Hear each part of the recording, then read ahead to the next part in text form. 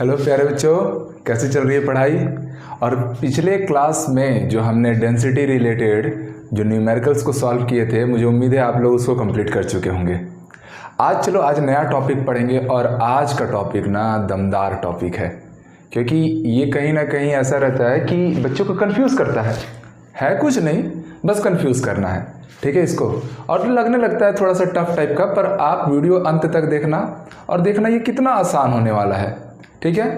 तो चलिए आज हम स्टार्ट कर रहे हैं हमारे कौन सा टॉपिक, निविड़ संकुलित संरचनाएं, जिसको हम लोग बोलते हैं क्लोज पैकिंग स्ट्रक्चर या क्लोज पैक्ड स्ट्रक्चर। अब ये होती क्या है निविड़ संकुलित संरचनाएं।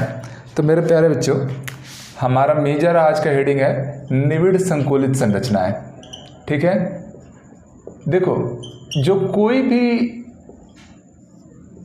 जो क्रिस्टल होता है ना,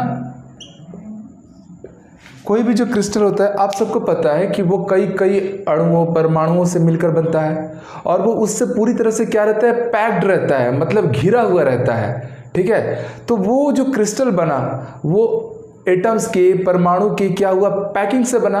इसलिए इस बार हम लोग तो हमेशा से ही क्या पढ़ रहे हैं, अलग अलग टाइप के क्रिस्टल जालक के बारे में ही तो पढ़ाई कर रहे हैं ना। कभी बीसीसी आ रहा है, कभी एफसीसी आ रहा है, कभी फलाना आ रहा है, कभी ढिंका आ रहा है ना। तो इस बार हम लोग को पता है कि जो क्रिस्टल बनता है वो परमाणुओं के क्लोज पैकिंग, मतलब पूरी तरह से परमाणुओं के घिरे होने से बनता है। उसी को हम लोग को किस में पढ़ना है, निविड़ संकुलित संरचना, जिसको हम लोग बोलेंगे close packing structure, close packing structure. अब ये जो क्लोज पैकिंग स्ट्रक्चर हम स्टार्ट कर रहे हैं प्यारे बच्चों, इसमें 2 या 3 कैटेगरी आएगी। पहली कैटेगरी रहेगी कि एक विमा में आपका निविड़ संकुलित संरचना, एक विमा में निविड़ संकुलन, मतलब क्लोज पैकिंग हो किसमें, 1 डायमेंशन में। इसको इंग्लिश में क्या बोलेंगे, 1 डायमेंशनल क्लोज पैकिंग, ठीक है। हमको तो मतलब हिंदी से है, पर इंग्लिश का नाम भी जानते रहो ना, अच्छा रहता है। इसमें क्या रहेगा कि इसमें एटम्स ना एक लाइन से कंटिन्यू व्यवस्थित रहेंगे, जैसे इसकी तरह, एक परमाणु के बाद दूसरा, दूसरे के परमाणु के बाद तीसरा परमाणु, इस तरीके से व्यवस्थित हुआ है। और ये एक दूसरे से क्या है, बिल्कुल क्लोजली पैक्ड है, मतलब एक व्यवस्थित अरेंजमेंट जनरेट कर रहे हैं ना। तो यहाँ पर अगर मैं बीच का कोई एटम ले लूँ, ठीक है, पढ़ाई के लिए मैंने इसको मार्क कर दिया। अब अगर मैं आपसे बोलूँ बच्चों कि इसका समन्वय संख्या, कोऑर्डिनेशन नंबर कितना आएगा, तो आप बोलेंगे कि भैया कोऑर्डिनेशन नंबर, समन्वय संख्या आखिर में होता क्या है। कोऑर्डिनेशन नंबर का मतलब, समन्वय संख्या का मतलब कि एक परमाणु कितने अलग अलग परमाणुओं से सीधे संपर्क में है। तो भैया ये परमाणु इन दोनों के सीधे संपर्क में है, तो एक विमीय निविड़ संकुलन में आप लोग साफ साफ देख पाए कि इस बार कोऑर्डिनेशन नंबर कितना आया, समन्वय संख्या कितना आया, तो 2 आया। सिमिलरली प्यारे बच्चों, द्विविमा निविड़ संकुलन भी होगा एक, द्विविमा निविड़ संकुलन, मतलब कि 2 डायमेंशनल क्लोज पैकिंग। अब 2 डायमेंशनल क्लोज पैकिंग में प्यारे बच्चों ये 2 टाइप का हो जाता है। एक आपका आता है ए टाइप का, ए टाइप, और दूसरा मेरे प्यारे बच्चों ये रहेगा आपका A B type, A B type. अब ये कैसे होता है ए टाइप या ए बी टाइप, तो आपको देखो एक डायग्राम दिख रहा होगा, ठीक है। उसमें क्या हुआ है, ए टाइप का मतलब क्या है कि एक, मान लीजिए एक पंक्ति है, एक कतार है, उसके ठीक नीचे, इसी कतार के नीचे अगर दूसरा कतार लगा हुआ दिख रहा है साफ साफ, ठीक है, फिर उसी के दूसरे के नीचे तीसरा, तीसरे के नीचे चौथा, तो ये लोग एक के नीचे एक, दूसरे के नीचे तीसरा, तीसरे के नीचे चौथा, एक के नीचे एक व्यवस्था एक ऐसा जनरेट कर रहे हैं, किसकी, परमाणुओं की, आयनों की, ठीक है। तो उससे क्या होता है, उससे आप मार्क कर पा रहे हो कि जो बीच का एटम है ना, वो बीच का एटम 4 अलग अलग परमाणुओं से जुड़ा हुआ है, और उस दौरान एक कैसा आपको संरचना बनता हुआ दिख रहा है, तो आप साफ साफ देख पा रहे हैं कि इस बार आपको एक वर्गाकार संरचना बनता हुआ दिख रहा है, स्क्वायर टाइप की ज्योमेट्री दिख रही होगी, ठीक है। और ये वर्गाकार संरचना बन रहा है। साथ ही साथ अगर मैं आपसे पूछूं कि इस बार समन्वय संख्या कितना आएगा, तो समन्वय संख्या निकालने के लिए आप लोग नोटिस कीजिए, बीच में देखिए हरा कलर का एक परमाणु है और उसके चार और क्या है, चार पिंकी लोग बैठी हुई हैं, अप्सराएं ही अप्सराएं, मतलब चार क्या है, अलग अलग परमाणु हैं। तो वो जो हरा वाला बीच वाला जो परमाणु है प्यारे बच्चों, वो चार अलग अलग परमाणुओं से सीधे संपर्क में है ना, तो इस बार समन्वय संख्या कितनी आ गई, 4 आ गई। तो ए टाइप वाले में याद रखना वर्गाकार स्क्वायर टाइप का हम लोग को ज्योमेट्री मिलता है और उस समय समन्वय संख्या कोऑर्डिनेशन नंबर कितना आएगा, 4 आएगा। ठीक, अब ध्यान से देखो, अब हमें ए बी टाइप में आते हैं। डायग्राम आपके सामने आ गया होगा कि इस बार क्या रहेगा, एक पंक्ति ए है, दूसरी पंक्ति भी ए है, पर वो पहला परमाणु छोड़ के दूसरे से लगी हुई है, मतलब एक थोड़ा सा आगे बढ़ गई, फिर तीसरी वाली पंक्ति थोड़ा पीछे, चौथी आगे, इस टाइप से थोड़ा सा ना आगे पीछे जिगजैग टाइप का अरेंजमेंट हुआ है। ठीक है, तो जब जिगजैग टाइप का अरेंजमेंट हुआ है तो आप लोग नोटिस कर सकते हो कि अब जो बीच का परमाणु है, वो बीच का परमाणु कौन सा संरचना बना रहा है, तो आप साफ साफ देख पा रहे हो कि इस बार षटकोण बन रहा है आप लोग का। इस बार कैसी ज्योमेट्री बन रही है, षटकोणीय ज्योमेट्री बन रही है, हेक्सागोनल टाइप की ज्योमेट्री जनरेट हो रही है। ठीक, इंग्लिश में क्या बोलेंगे, हेक्सागोनल। मेरे प्यारे बच्चे एक बात याद रखो, ये जो आपको षटकोणीय ज्योमेट्री दिख रही है ना, हेक्सागोनल, नाम क्या है, हेक्सागोनल, तो आपको लगेगा ना कि इसमें 6 परमाणु होंगे, पर वास्तविकता में अगर आप देखोगे ध्यान से, ये इंपॉर्टेंट पॉइंट है ना, इस पर थोड़ा सा फोकस करना, कि अगर मैं ध्यान से देखूं तो लगता है नाम है षटकोणीय मतलब 6 परमाणु, पर वास्तव में अगर देखो तो बीच में एक परमाणु है और 6 परमाणु उसके चारों ओर हैं।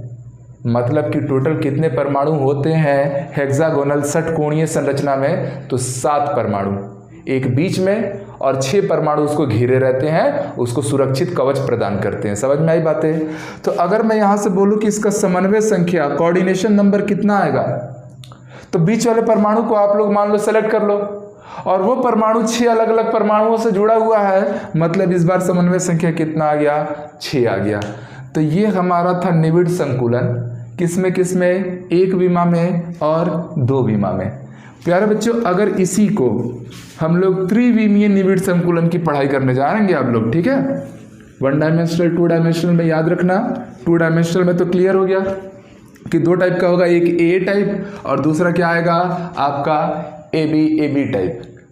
ए टाइप में कोऑर्डिनेशन नंबर समन्वय संख्या 4 आया था, ए बी टाइप में 6 आया था। अब हम मेन आते हैं प्यारे बच्चों हमारे त्रिविमीय या त्रिविमा निविड़ संकुलन में। ठीक, ये इंपॉर्टेंट रहेगा। इंग्लिश में क्या बोलेंगे, 3 डायमेंशनल क्लोज पैकिंग। क्या कहेंगे, 3 डायमेंशनल क्लोज पैकिंग। इसमें भी क्या होने वाले हैं, इसमें भी भाई 2 टाइप के होने वाले हैं। कौन कौन से, पहला तो आपका आएगा ए बी टाइप और दूसरा आपका आएगा बच्चों ए बी सी टाइप। ठीक है, अब पहले हम लोग पढ़ने जा रहे हैं भाई हमारा ए बी टाइप। ठीक है, तो आपके सामने एक डायग्राम आ गया होगा, आप लोग साफ साफ देख पा रहे हो कि यहाँ पे 3 अलग अलग आप लोग को ज्योमेट्री दिख रही है। ऊपर वाली पर्पल, बीच में ग्रीन, फिर नीचे फिर से क्या है पर्पल। जो पर्पल वाले हैं उसमें ध्यान से देखोगे तो वो षटकोणीय ज्यामिति है, मतलब उसमें टोटल कितने परमाणु हैं, तो 7। 6 मत बोलना ना, 7, बीच में एक बैठे रहता है, 6 तो उसके चारों ओर रहेंगे, कुल मिला के 7। बीच में जो ग्रीन वाला है उसमें 3 परमाणु हैं और फिर से नीचे अगर आप लोग देख रहे हैं तो ये क्या हो रहा है, फिर से षटकोणीय बन रहा है, 7 परमाणुओं वाला एक समूह बन रहा है जिसके बीच में 1 और 6 उसके चारों ओर। तो इस ज्योमेट्री में जो षटकोणीय है वो मान लो ए है, तो जो त्रिकोणीय है मतलब जो ट्रायगोनल है, ट्रायंगुलर है, वो बी है, फिर ऊपर क्या है ए मतलब षटकोणीय। ठीक है, हेक्सागोनल। तो ए बी टाइप का ज्योमेट्री इसको क्यों नाम देते हैं, होप सो आपको समझ में आ गया।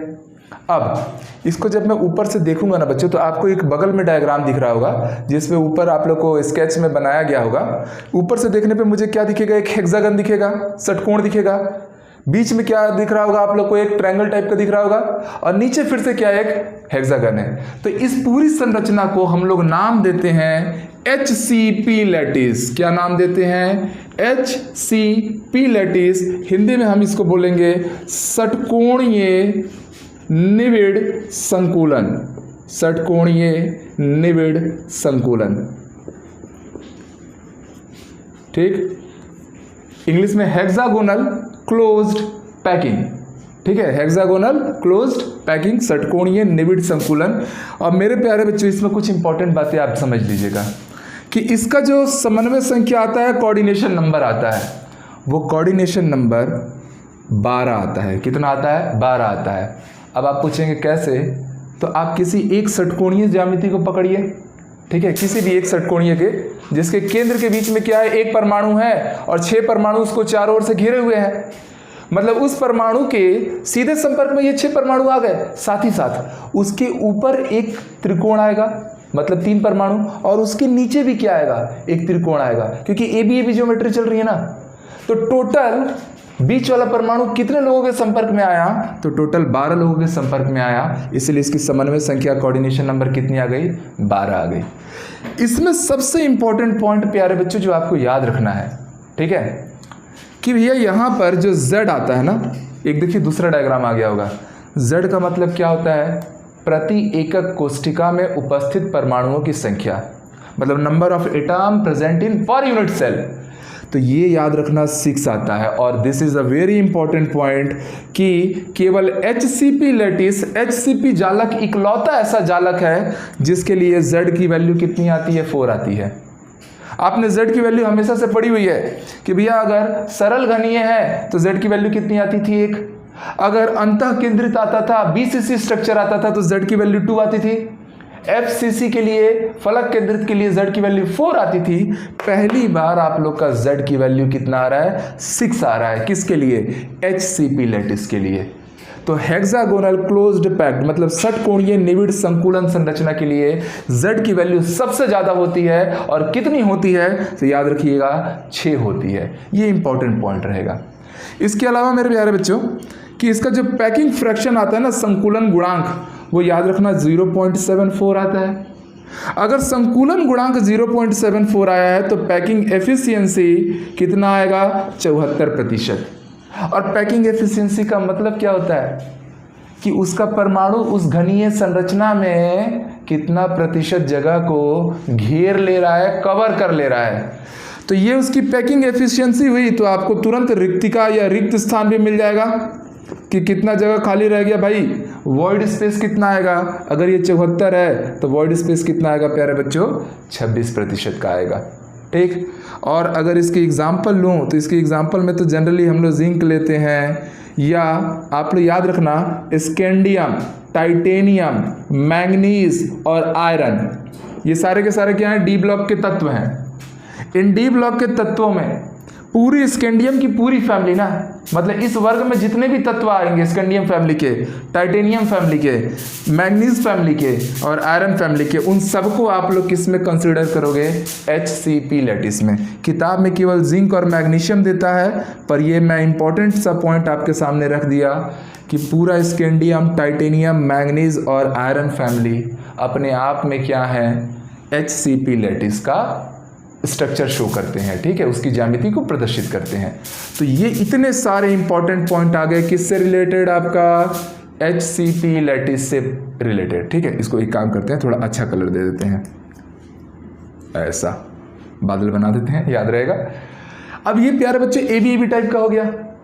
अब हम लोग सेकेंड पार्ट आते हैं, ABC टाइप। चलिए इसको आप लोग फिलहाल नोट कर लीजिए, ठीक। मैं इधर आता हूँ। ABC टाइप में फिर से आपके सामने एक डायग्राम आ गया होगा, और इस बार आप लोग जब परमाणुओं की संख्या देख रहे हैं ना, तो तीनों में अलग अलग आ रही होगी। A में परमाणुओं की संख्या अलग होगी, उसका कलर भी अलग होगा, B का अलग, C का अलग, ठीक है। तो इस प्रकार से जब मैं उन सबको आपस में असेंबल करूंगा ना, जोड़ूंगा, तो आपको ओवरऑल एक और डायग्राम दिख रहा होगा, मतलब वो क्या हुआ है, इनके मिलने से बना है। उसी प्रकार के जालक को आप लोग क्या नाम देंगे, ABC टाइप जालक। और इसके एग्जाम्पल में मेरे प्यारे बच्चों आता है CCP लैटिस। क्या आता है, CCP लैटिस। हिंदी में, इंग्लिश में बोलेंगे cubic closed packed. Cubic closed packed मतलब घनीय, क्यूबिक का मतलब ही क्या हो गया, घनीय, क्लोज्ड का मतलब निविड़, और पैक्ड का मतलब संकुलन। क्यूबिक क्लोज्ड पैक्ड, घनीय, निविड़, संकुलन।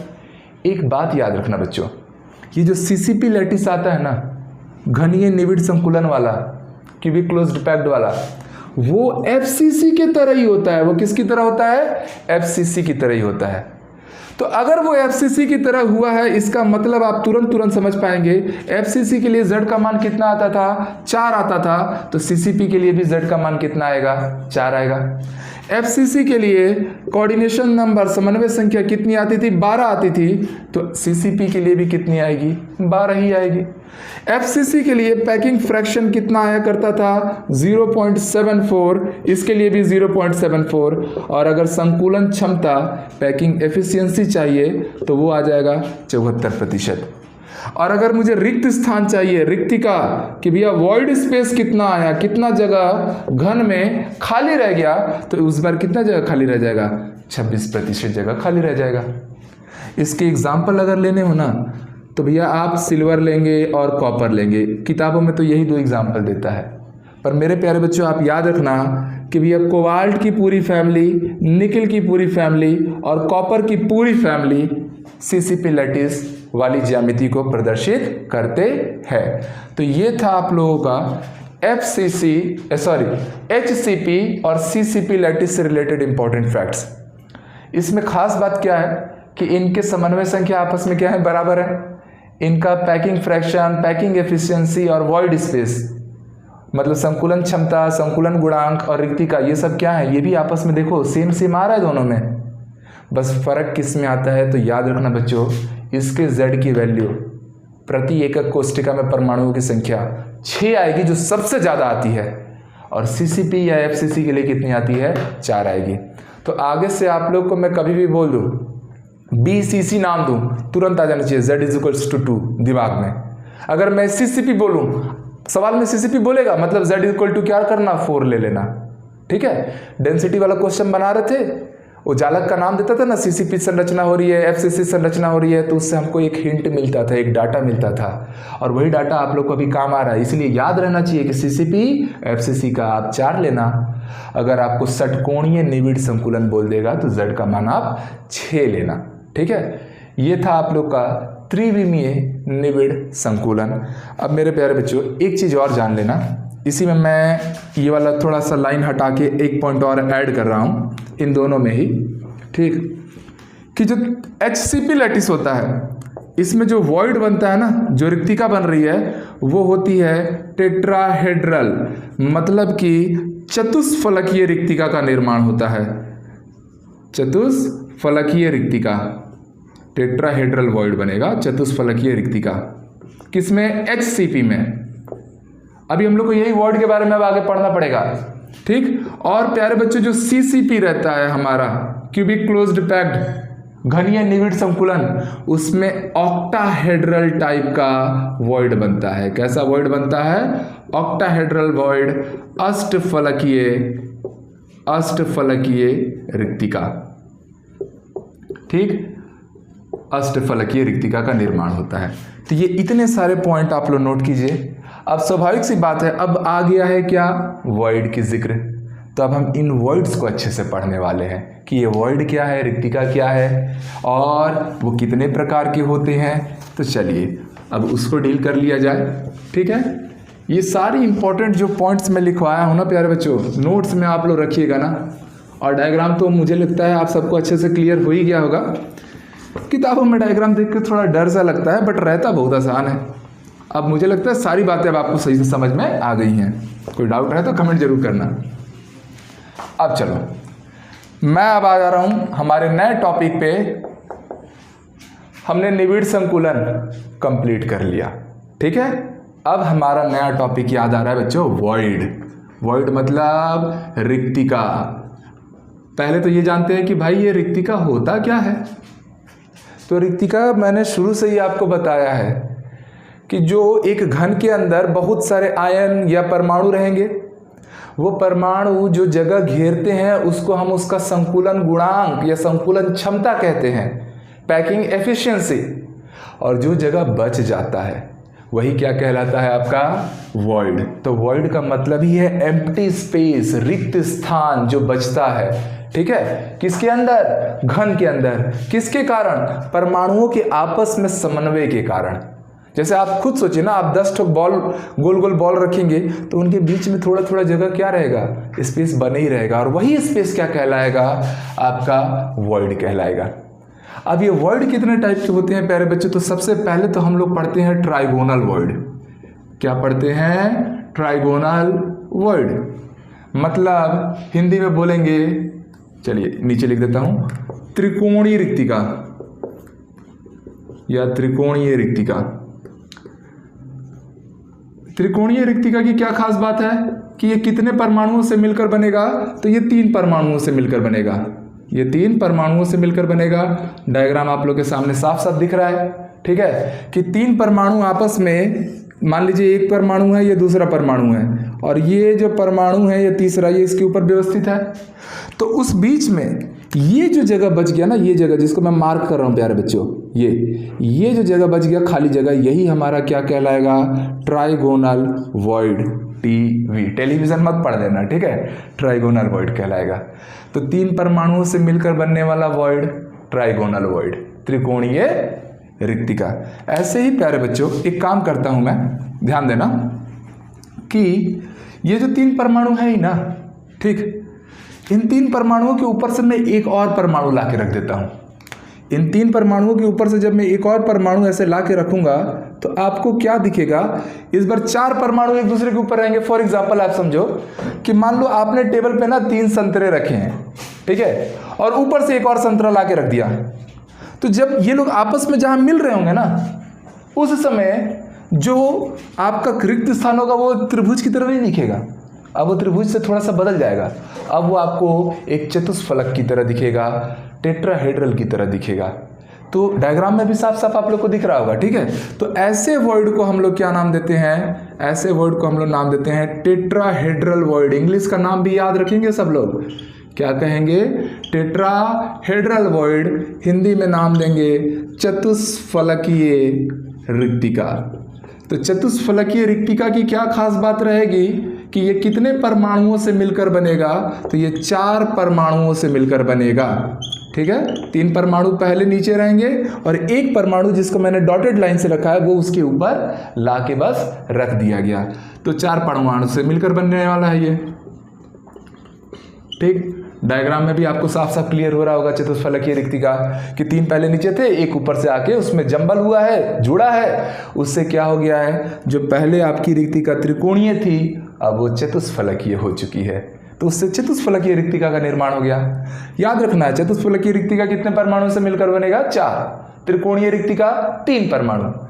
एक और आता है बच्चों, उसको भी याद रखिए, वो है हमारा तीसरा वाला वॉइड जिसको हम लोग नाम देते हैं ऑक्टाहेड्रल वॉइड। इंग्लिश में भी याद रखो, ऑक्टाहेड्रल वॉइड, मतलब ऑक्टा का मतलब 8 होता है ना, ठीक है, तो इसको हम क्या नाम देंगे, अष्टफलकीय रिक्तिका। ऑक्टाहेड्रल वॉइड, अष्टफलकीय रिक्तिका। ध्यान समझो, ऑक्टा का मतलब 8 है, नाम दिया गया है अष्टफलकीय, अष्ट मतलब 8। पर प्यारे बच्चों कहानी में यही झोल है कि ऑक्टाहेड्रल का मतलब आप 8-8 पढ़ते जरूर हैं, पर इसमें कितने परमाणु आते हैं, तो ये 6 परमाणुओं या 6 आयनों से मिलकर बनेगा, ठीक है, से मिलकर बनेगा। अब ये कैसे बनेगा, तो आप देख पा रहे होंगे डायग्राम कि 3 परमाणु नीचे हैं और ऊपर 3 परमाणु हैं, और वो जो ऊपर के 3 परमाणु हैं वो इन 3 परमाणुओं से उल्टा होकर आके क्या करेंगे, जुड़ जाएंगे। फॉर एग्जांपल नीचे 3 सेब हैं या संतरे हैं, और ऊपर से आपने 3 संतरों का एक और झुंड लिया और उनको एक दूसरे के ऊपर क्या किया, रख दिया। मतलब ये ऐसा टाइप का चुकी और इसलिए टाइप वाला सिंबल बन गया, ये चुकी था और उस पर से ला के मैंने ऐसे इसलिए को रख दिया, ठीक। तो उस समय जो बीच में जो गैप आता है ना, वो गैप आप देख पा रहे होंगे, वो ओ टाइप का दिखता है। कैसा दिखता है, ओ टाइप का, इसीलिए उस वॉइड को हम लोग क्या नाम देते हैं, ओ वॉइड, मतलब ऑक्टाहेड्रल वॉइड, ठीक है। एक बार फिर से आप लोग टेट्राहेड्रल वॉइड और ऑक्टाहेड्रल वॉइड को ध्यान से देख लीजिए। डायग्राम क्लियर हो रहा है, आप देख रहे हैं जहां जहां बीच बीच में टी लिखा है ना, वो टी 4 परमाणुओं के संयोग से बना है, और 4 परमाणुओं के संयोग से जो रिक्तिका तैयार होती है वो रिक्तिका कहलाती है चतुष्फलकीय रिक्तिका, टेट्राहेड्रल वॉइड। और वहीं जहां जहां आपको ओ मार्क दिख रहा है ना, ओ, ठीक है, ध्यान से देखिएगा, ओ टाइप का दिख रहा होगा, टी और ओ दिख रहा होगा। जो ओ दिख रहा है वो 6 परमाणुओं के समन्वय से बना है, इसीलिए हम उसको क्या नाम देते हैं, ओवॉइड, मतलब ऑक्टाहेड्रल वॉइड। टी से टेट्राहेड्रल, ओ से ऑक्टाहेड्रल। एक और वर्ड होता है बच्चों, उसको हम लोग क्यूबिकल वॉइड बोलते हैं, घनीय रिक्तिका बोलते हैं, बट उसको हमारे सिलेबस में नहीं पढ़ना है। ये 3 जो वॉइड थे, कौन कौन से, ट्राइगोनल वॉइड, टेट्राहेड्रल वॉइड मतलब त्रिकोणीय, चतुष्फलकीय और अष्टफलकीय रिक्तिका, यही हमारे सिलेबस का सबसे इम्पोर्टेंट पार्ट था। तो हमने वर्ड्स तो जाना और निविड़ संकुलन के बारे में भी जाना, क्लोज पैकिंग के बारे में भी जाना, उसमें HCP और CCP 2 लोग आए थे, याद रखना उनको, बड़े इंपॉर्टेंट रहते हैं, सवालों में काम आएंगे। सवाल में कैसे काम आएंगे वो भी मैं दिखाऊंगा। अब मेरे प्यारे बच्चों, मैं नोट करा के ना आपको कुछ पॉइंट लिखवा रहा हूँ, आप ना ये पॉइंट अपने कॉपी में नोट कीजिएगा साथ में। ये बहुत इंपॉर्टेंट चीज़ें होंगी। जब भी मैं आपको नोट करा के कुछ भी लिखवाऊँ ना, तो आप समझ लेना कि ये मेरे द्वारा ना बस आपको एक गिफ्ट है, ठीक है। पहला पॉइंट आप यहाँ पर याद रखना कि कोई भी जो हमारा क्रिस्टल लैटिस हो, ठीक है, किसी भी क्रिस्टल लैटिस में, किसी भी क्रिस्टल लैटिस में, क्रिस्टल लैटिस, क्रिस्टल जालक बोलेंगे हिंदी में, किसी भी क्रिस्टल जालक में याद रखिएगा निर्मित अष्टफलकीय, हमको ये बात तो समझ में आ गया कि अष्टफलकीय रिक्तिका क्या है, ठीक है। कैसे बनता है, तो 6 परमाणुओं के संयोग से बनता है। कितना बनता है, कितना बनता है, अगर उस पर बात करनी है तो याद रखो कि निर्मित, अगर अष्टफलकीय रिक्तिका अगर आपको चाहिए, ठीक है, अष्टफलकीय रिक्तिका, तो वो मेरे प्यारे बच्चों आप याद रखिएगा, वो सीधे सीधे इक्वल आती है n, या इसी n को हम लोग मानेंगे z। और z क्या होता है प्यारे बच्चों, z होता है प्रति एकक कोष्ठिका में उपस्थित परमाणुओं की संख्या। इंग्लिश में क्या बोलते थे, number of atom present in per unit cell, ठीक है। सिमिलरली ये तो आपका अष्टफलकीय रिक्तिका हो गया। अगर आपको निर्मित चतुष्फलकीय रिक्तिका अगर चाहिए, मतलब कि टेट्राहेड्रल वॉइड कितने बनते हैं, अगर उसकी गणना करनी है, तो जो चतुष्फलकीय रिक्तिका आती है प्यारे बच्चों, वो आती है 2n, या इसी को आप लोग बोल लो 2z। मतलब कि सीधी सी बात है कि जो चतुष्फलकीय रिक्तिका है, जो टेट्राहेड्रल वॉइड है, वो हमेशा से ही ऑक्टाहेड्रल वॉइड का क्या रहेगी, डबल रहेगी। फॉर एग्जाम्पल, अगर मैंने आपको बोल दिया कि मेरी संरचना BCC है, ये नाम लेते ही आप लोग समझ गए कि z की वैल्यू कितनी लेनी है, 2 लेनी है। अगर Z2 आया है तो उस समय आपके पास अष्टफलकीय रिक्तिका ऑक्टाहेड्रल वॉइड भी कितना मिलेगा, Z के इक्वल मिलेगा, और वो कितना आएगा, 2 आएगा। अगर मैं बोलूं इसका टेट्राहेड्रल वॉइड चतुष्फलकीय रिक्तिका BCC संरचना में कितनी आएगी, तो आप सीधे सीधे सर 2Z कर दीजिए, मतलब 4 चतुष्फलकीय रिक्तिका आएंगी, ठीक है। सिमिलरली अगर मैं आपसे बोल रहा हूं बच्चों मेरे पास CCP संरचना है, क्या है, CCP संरचना, नाम लेते ही CCP आप समझ गए ना, Z की वैल्यू कितना, 4। जैसे ही Z की वैल्यू 4 आया, अगर मैं बोलूं ऑक्टाहेड्रल वॉइड अष्टफलकीय रिक्तिका कितनी आएगी, तो वो भी Z के इक्वल आएगी, वो भी किसकी इक्वल होगी, 4। और अगर मैं बोलूं टेट्राहेड्रल वॉइड चतुष्फलकीय रिक्तिका क्या होंगी, तो वो अष्टफलकीय रिक्तिकाओं की दुगनी होंगी, तो वो कितनी आ जाएंगी, 8 आ जाएंगी। तो आपको ये पॉइंट याद रखना है। एक बार आपका जालक पता चलता है ना, क्रिस्टल जालक पता चलता है, तो तुरंत अगले लाइन में आप लोग को अष्टफलकीय और चतुष्फलकीय रिक्तिकाओं की संख्या भी पता चल जाती है। अब मेरे प्यारे बच्चों एक पॉइंट और याद रखिएगा, नोट में ही, इसको थोड़ा सा मैं हटा दे रहा हूँ, आप नोट कर लीजिए। एक पॉइंट और याद रखिए कि नोट नंबर यहाँ पर मैं 2 लिख रहा हूँ, नोट नंबर 2, कि हम जो भी जालक पढ़ते हैं ना, ठीक, बहुत गर्मी है, काफ़ी पसीना भी हो रहा है, पर चलिए फ्लो बना हुआ है। और देखिए हम अपने स्तर से मेहनत कर रहे हैं और उम्मीद करते हैं कि आप भी अपने स्तर का मेहनत करेंगे और आपका प्यार मिलेगा मुझे। चलिए मिलकर करना है, बेहतर से बेहतरीन करना है। तो नोट नंबर 2 में याद रखिए कि हम जो भी जालक पढ़ते हैं ना बच्चों, वो आयनिक, जनरली हम लोग आयनिक यौगिकों के लिए पढ़ाई करते हैं। और आयनिक यौगिक जैसे NaCl, सोडियम क्लोराइड, नमक, वो जो आयनिक यौगिक होता है ना, वो Na+ और Cl- से मिलकर बना, मतलब एक धनायन आता है, दूसरा क्या आता है, ऋणायन आता है। NaCl अपने आप में एक क्या है, क्रिस्टल है, एक जालक संरचना है, क्रिस्टल संरचना है। वो दो लोगों से मिलकर बन रहा है धनायन और ऋणायन। मेरे प्यारे बच्चों, आप सबको पता है जो ऋणायन का आकार होता है वो धनायन के आकार से जनरली क्या रहता है, बड़ा रहता है। जैसे Na+ और Cl- में Cl- Na+ से क्या है, बड़ा साइज का है। जो लैटिस होता है ना, जो लैटिस होता है मतलब जो भी क्रिस्टल होता है उसमें हमेशा दो चीज़ें होंगी। एक होगा जिसमें परमाणु जाके बैठे, मतलब जो जगह घेर लिया वो लैटिस में जाएगा, और दूसरा जो जगह खाली बच गया उसी को आप क्या बोलते हैं, वॉइड। तो मैंने ये जिक्र अभी आपसे किया कि ऋणायन जो एनायन है, ऋणायन वो हमेशा धनायन मतलब केटायन से क्या होते हैं, बड़े होते हैं। तो लैटिस में किसको जाना चाहिए, लैटिस में कौन जाएगा, एनायन जाएगा, और वॉइड में कौन जाएगा मतलब रिक्तिका के अंदर कौन जाके बैठेगा, तो हमेशा याद रखना धनायन जाके बैठेगा। जो भी क्रिस्टल बनता है धनायन ऋणायन से बनता है, और याद रखना जो एनायन है, जो ऋणायन है, ऋणायन ये हमेशा कहाँ मौजूद रहेंगे, ये हमेशा मौजूद रहेंगे लैटिस के अंदर मतलब जालक के अंदर, ठीक है। और जो हमारा केटायन है, केटायन प्यारे बच्चों धनायन, इनका आकार क्या होता है, छोटा होता है, इनको रहने के लिए ज़्यादा बड़ा घर नहीं चाहिए। तो ये कहाँ जाके बैठेंगे, ये बैठेंगे वॉइड के अंदर मतलब रिक्तिका के अंदर। तो जो वॉइड है, रिक्तिका, वो किसका घर है, धनायनों का घर है, ठीक है। तो ये दो इंपॉर्टेंट पॉइंट है बच्चों, इनको आप याद रखना। और जालक बोलते ही जैसे मैं आपसे बोल दिया HCP लैटिस, HCP लैटिस बोलते ही आप समझ गए Z की वैल्यू आ गई 6। तो अष्टफलकीय रिक्तिका भी कितने आ गए, 6, और चतुष्फलकीय रिक्तिका कितने हो जाएंगे, डबल कर दो भाई, ठीक है, 12। तो ये सारी बातें आपको ठीक से समझ में आई। अब एक काम करेंगे, जो भी चीज़ें हमने पढ़ा है ना उससे रिलेटेड थोड़ा सवाल बना लिया जाए ताकि एकदम क्लियर हो जाए, क्रिस्टल क्लियर हो जाए हमारा पूरा कॉन्सेप्ट। तो प्यारे बच्चों इसको आप नोट करो, फिर मैं सवाल लिखता हूँ।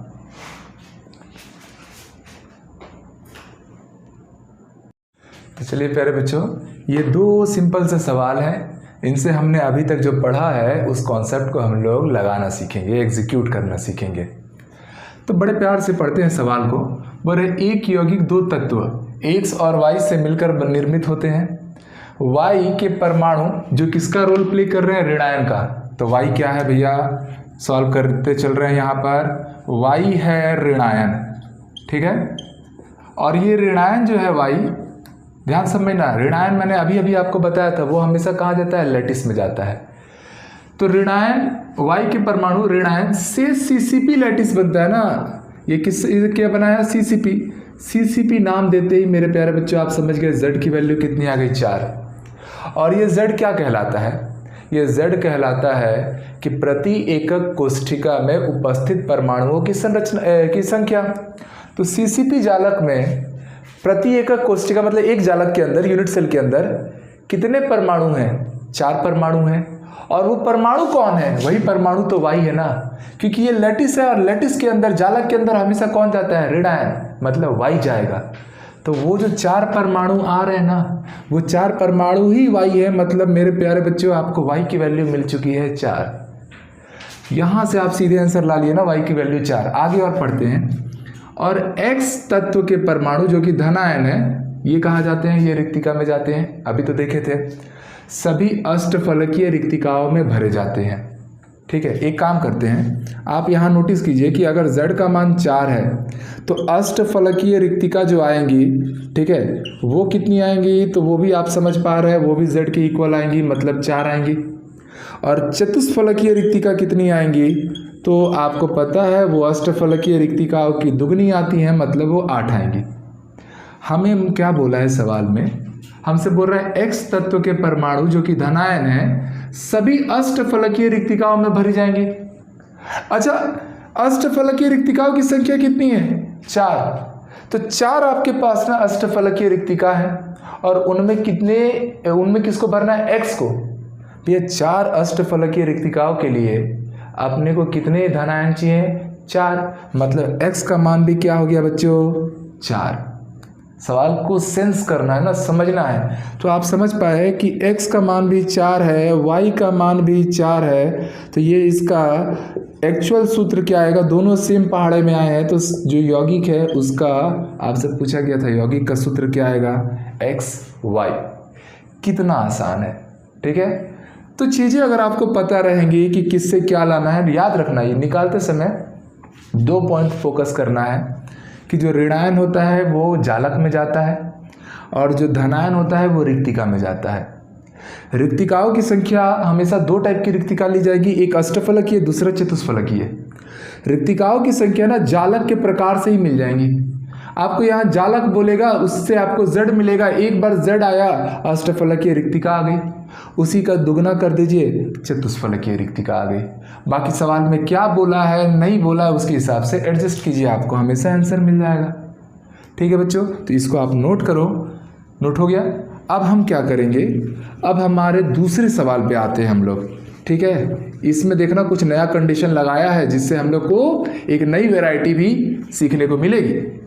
क्या कहता है, बड़े प्यार से पढ़ते हैं।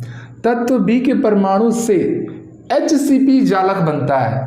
तो मैं अगर आपसे ये पूछूं HCP जालक B परमाणु से बनता है, इसका मतलब B की प्रकृति धनात्मक है कि ऋणात्मक है? तो आप सबके दिमाग में आया होगा और मुझे उम्मीद है कि आप सब ने बिल्कुल सही सोचा होगा कि B जो है वो अपने आप में किसका रोल प्ले कर रहा है, ऋणायन का, क्योंकि इससे आपका क्या मिल रहा है, HCP। और प्यारे बच्चों HCP वो खास इकाई सेल में आ जाता है ना, वो खास अपने आप में क्या बोलना चाहिए, एकक कोष्ठिका, जिसके लिए Z का मान कितना है 6। सबसे ज़्यादा किसके लिए आता है Z की वैल्यू, HCP के लिए। HCP लैटिस HCP जालक के लिए ही आती है। हिंदी में क्या बोलते हैं, षटकोणीय निबिड़ संकुलन, हेक्सागोनल क्लोज्ड पैकिंग। ठीक है, HCP Z का मान 6 देना, मतलब प्रति एकक कोष्ठिका में कितने परमाणु उपस्थित हैं, 6।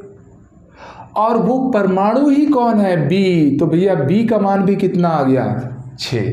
B ही तो वो ऋणायन है ना, वो परमाणु है या वो आयन है जो उस जालक के अंदर गए हैं। तो कितने हैं परमाणु या आयन हमारे पास, 6। तो भैया वो B थे, तो B का मान कितना आ गया, 6। आगे आते हैं मेरे प्यारे बच्चों, यहाँ से एक चीज़ और मिला कि जैसे ही Z का मान 6 है, ठीक है, तो जैसे ही Z का मान 6 है तो वहाँ से आप लोग तुरंत उठा पाए कि अष्टफलकीय रिक्तिका इस बार आपको कितनी मिलने वाली है। अष्टफलकीय जो रिक्तिका आएगी वो तुरंत आप लोग ला लेंगे, वो Z के इक्वल होगी और वो भी क्या होगी, 6। अगर मैं आपसे बोलूँ चतुष्फलकीय रिक्तिका कितनी आएगी, ठीक है, थोड़ा शॉर्टकट में लिख दे रहे हैं स्पेस बनाने के लिए। चतुष्फलकीय रिक्तिका आपकी कितनी आएगी, तो वो तो 2Z होगी, मतलब 12 आएगी। अष्टफलकीय रिक्तिकाओं की दुगनी होती हैं चतुष्फलकीय रिक्तिकाएं। आपसे ये तो इतना पॉइंट आपने पहली लाइन से ला लिया। अब सवाल आगे आपसे क्या डिमांड करता है उस पर ध्यान देना। कहता है कि और A के परमाणु 2/3 चतुष्फलकीय रिक्तिकाओं में भरते हैं। मतलब पहले तो आप लोग को टोटल चतुष्फलकीय रिक्तिका कितनी लेनी है, 12। उसका 2/3, उसका जो 2/3 रिक्तिका आएंगे ना उसी में A जाएंगे।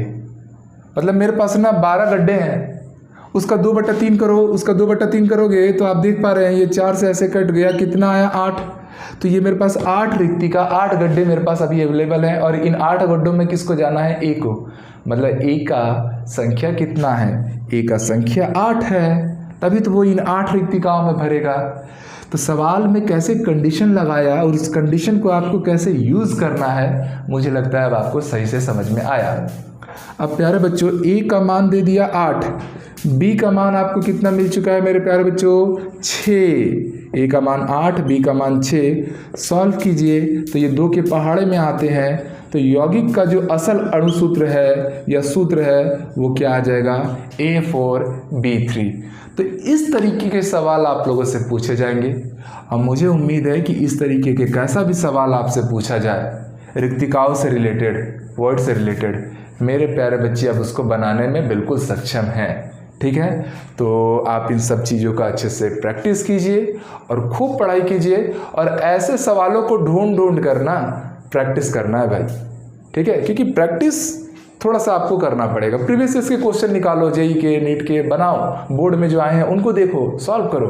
ठीक है, कोई सवाल रुकेगा नहीं, आपसे भरोसा रखो खुद पर भी और हम पर भी। चलो मिलते हैं अगले क्लास में नए इन्फॉर्मेशन, नई ऊर्जा के साथ। तब तक के लिए आज के लिए विदा लेता हूँ। जय हिंद।